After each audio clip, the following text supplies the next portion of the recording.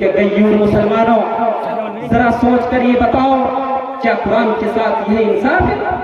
کیا عظیم مقدس کتاب اسی لیے نازل کی گئی تھی کہ اس کے ذریعے حرام اور سودی کاروبار کا افتتاح کیا جائے؟ آئیے میں ان لوگوں کا اجمالی تعارف کرتا چلوں جنہوں نے اس کتاب مقدس سے محبت کی تھی، نفرت نہیں بلکہ محبت کی تھی۔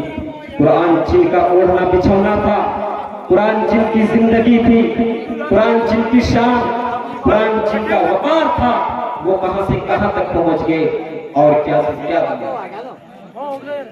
جو لوگ سچے دل سے قرآن پر ایمان لائے اور اسے سمجھ کر پڑھا اور اپنی اجتماع اور اپنی انفرادی و اجتماعی زندگی میں اس پر عمل کیا تو اللہ تعالیٰ نے اسے ایسے بلندیاں عطا فرمائی، ایسے بلندیاں عطا فرمائی کہ دنیا میں آج تک ان کی بلندیوں کے چرچے ہیں۔ انہیں خالق کی عظمت و رفعت نے ایسے عظمت عطا کی کہ عظمتوں اور چاہتوں کے بڑے بڑے مدعی ان کے پاؤں کے ٹھوکر بن گئے۔ انہوں نے تاج و تخت اور کیسر و کسریٰ کو اپنے پاؤں تلے روند ڈالا۔ وہ کوئی اور نہیں تھے، وہ عرب کے بدو تھے، وہ عرب کے دیہاتی تھے، صحرا کے باشندے تھے، اونٹوں کے چروائے تھے، بھیڑیوں کے نگہبان تھے اور وہ علم و حکمت سے خالی تھے، مگر جب انہوں نے قرآن کو اپنے سینے سے لگایا، قرآن کو اپنے گلے سے لگایا تو زمانے کے امام بن گئے، قوموں کے مقتدا اور پیشوا بن گئے، قسمت کے دھنی بن گئے، اخلاق کے دھنی بن گئے۔ دنیا حیران پریشان تھی کہ یہ جنگلی کیا سے کیا بن گئے اور کہاں سے کہاں تک پہنچ گئے، اور آج جب ہم نے قرآن کو چھوڑ دیا تو پستیاں ہماری مقدر بن گئی، ذلت و رسوائی ہمارا نصیب ٹھہری۔ کفار ہماری ذلت و رسوائی کی مذاق اڑاتے ہیں، ہندو ہماری مسجدوں کو مندروں میں تبدیل کر دیتے ہیں۔ یہ سب کیوں ہوا میرے بھائیوں؟ آخر آج ہم تاج و تختے سے محروم کیوں ہوئے؟ ان تمام سوالوں کا جواب یہ ہے، آخر آج ہماری دعائیں قبولیت کے درجے تک کیوں نہیں پہنچ رہی؟ ان تمام سوالوں کا جواب یہ ہے کہ آج ہم نے اپنے حلال کو چھوڑ دیا، آج ہم نے حلال کمائی کھانا چھوڑ دیا، اسی لیے آج ہماری دعائیں قبولیت کے درجے تک نہیں پہنچ رہی۔ آج ہم نے کسب حلال ترک کر دیا، آج ہم نے قرآن کو چھوڑ دیا ہے، آج ہم نے دینی تعلیم کو چھوڑ دیا ہے، آج ہم نے قرآن کو مردوں کا کلام بنا دیا ہے۔ اسے پڑھنے سمجھنے اور اس پر عمل کرنے کے بجائے اس کی آیات اور احکامات کو دنیا کی چند پیسوں کے بدلے میں ہم نے اسے بیچ دیا۔ میرے پیارے بھائیو، اللہ نے جس قوم کو خیر امت کہا تھا، اللہ نے کہا تم خیر امت، تم دنیا کی بہترین قوم ہو، تم دنیا کی سب سے باعزت قوم ہو، جس کے بارے میں اللہ تبارک و تعالیٰ نے قرآن مجید کی سورہ منافقون کے اندر ارشاد فرمایا وَلِلَّهِ عِزَّتُ وَلِرَسُولِهِ وَلِلْمُؤْمِنِينَ، کہ عزت تو زید دیتا ہے اللہ کو، اس کے رسول کو اور تمام مومنوں کو۔ آج پوری دنیا کے اندر مومن ذلیل و خوار ہو رہے ہیں۔ میرے پیارے بھائیوں، اس کی وجہ کیا ہے؟ اس کا ریزن کیا ہے؟ اگر آپ غور کریں گے تو پیارے نبی جناب محمد رسول اللہ صلی اللہ علیہ وسلم نے آج سے 1450 سال پہلے اس کی پیشن گوئی کی تھی۔ اللہ کے نبی صلی اللہ علیہ وسلم نے آج سے 1450 سال پہلے اس کی طرف اشارہ کیا تھا۔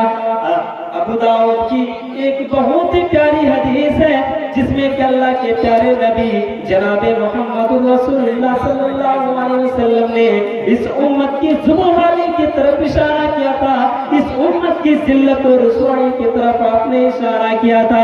حدیث کی الفاظ ہے یوشک الامم ان تداعی علیکم کما تداعی العقلۃ وعیا کساتیا۔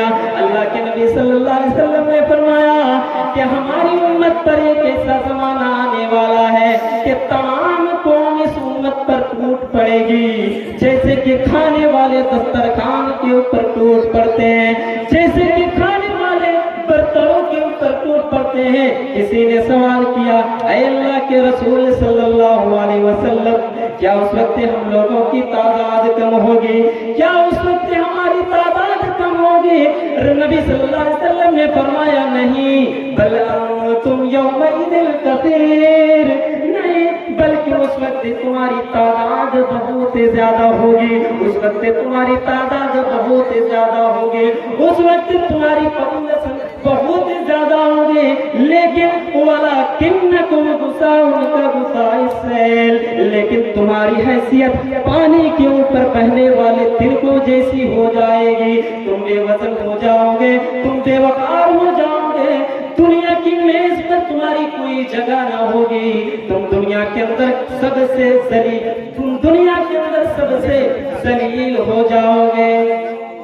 मेरे प्यारे भाई गौर कीजिए, ये पानी के ऊपर जो तिनका होता है, सैलाब का रेला उसे जिधर चाहता है बहा ले जाता है। कभी पानी की लहर उस तिनके को दाएं तरफ से धक्का देती है तो कभी बाएं तरफ से धक्का देती है, कभी मशरिक की तरफ से धक्का देती है तो कभी मगरिब की तरफ से धक्का देती है, और पानी की मौजें उस तिनके को जिधर भी चाहती है उधर लेके चली जाती है। अल्लाह के नबी सल्लल्लाहु अलैहि वसल्लम ने आज से 1450 साल पहले इसकी तरफ इशारा किया था।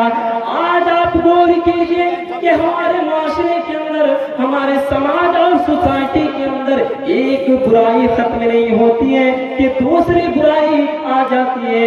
आज आप गौर कीजिए, हमारे समाज के अंदर एक फितना खत्म नहीं होता है कि दूसरा फितना जन्म ले लेता है।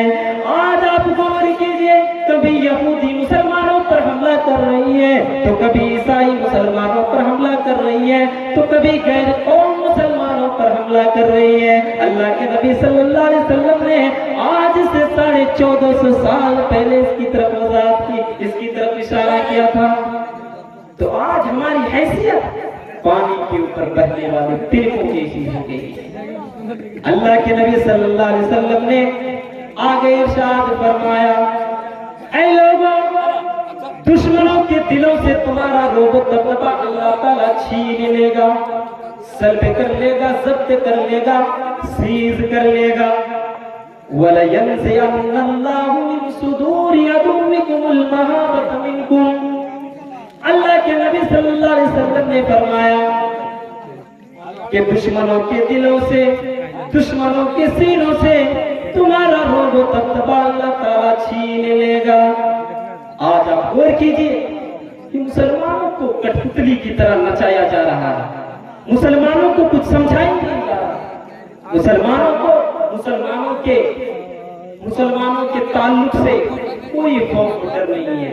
मेरे प्यारे भाइयों, मुसलमानों की मस्जिदों के सामने जय श्री राम के नारे लगाना ये किस बात की तरफ अक्कासी करती है कि आज मुसलमानों को कुछ समझाई नहीं जाता, मुसलमानों को कीड़ा और मकोड़ा का भी दर्जा नहीं दिया जाता।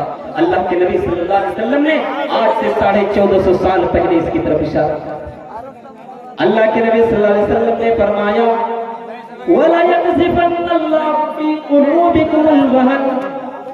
ऐ लोगों, तुम्हारे दिलों के अंदर अल्लाह ताला वहन की बीमारी पैदा कर देगा, तुम्हारे दिलों के अंदर अल्लाह ताला वहन डाल देगा। सहाबा ने पूछा, या रसूल अल्लाह वमल वहन, ऐ अल्लाह के रसूल सल्लल्लाहु अलैहि वसल्लम ये वहन क्या है? ऐ अल्लाह के नबी सल्लल्लाहु अलैहि वसल्लम ये वहन की बीमारी क्या है? आप सल्लल्लाहु अलैहि वसल्लम ने फरमाया, हुब्बुद दुनिया व कराहियतुल मौत।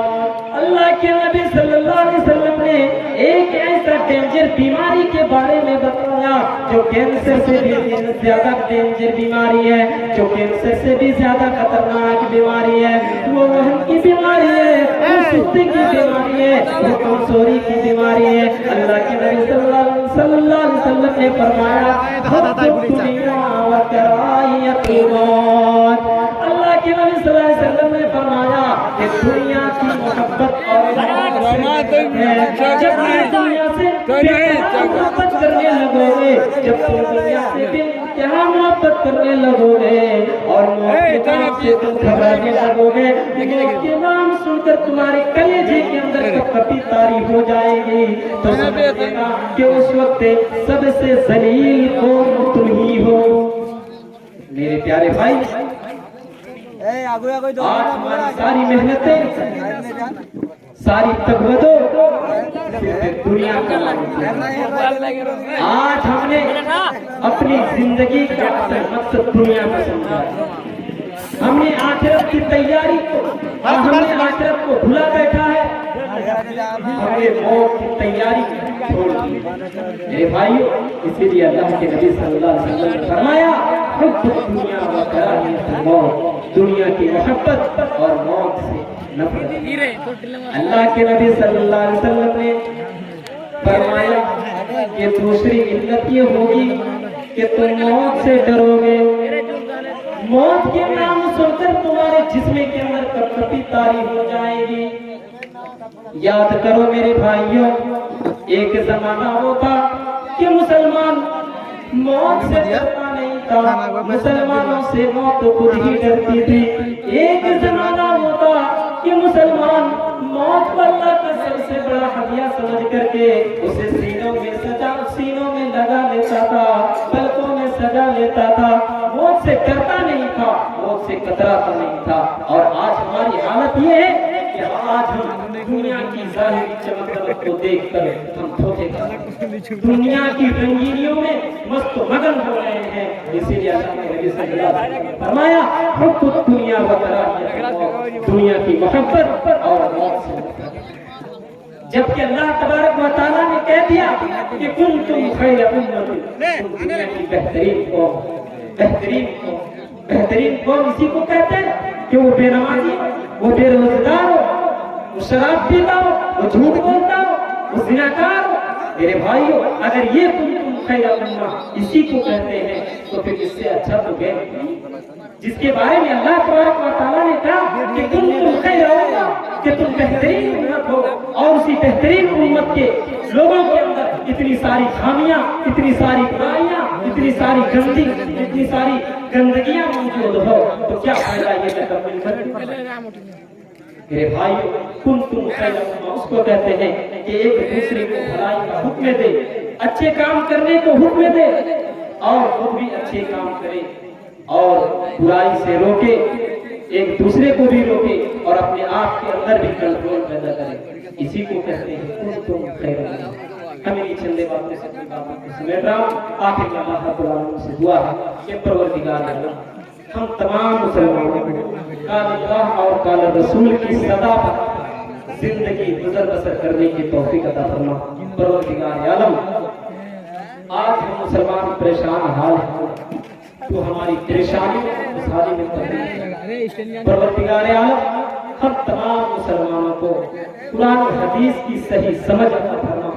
परवरदिगार आलम, हम में से जो परेशान हाल है उनको उनकी परेशानियों को खुशहाली में तब्दील कर दे। परवरदिगार आलम, हम में से जो बीमार है मौला, तू उनकी बीमारियों को कामिला आजिला कर। परवरदिगार आलम, हम मुसलमानों को तू जब तक जिंदा रख, दीन इस्लाम के अंदर जिंदा रख, और जब मौत हो तो ईमान पर हो। आमीन। इन्ना फी ज़ालिका लज़िक्रा लिमन कान लहू क़ल्बुन अव अल्क़ा अस्समा व हुवा शहीद। वस्सलामु अलैकुम व रहमतुल्लाह।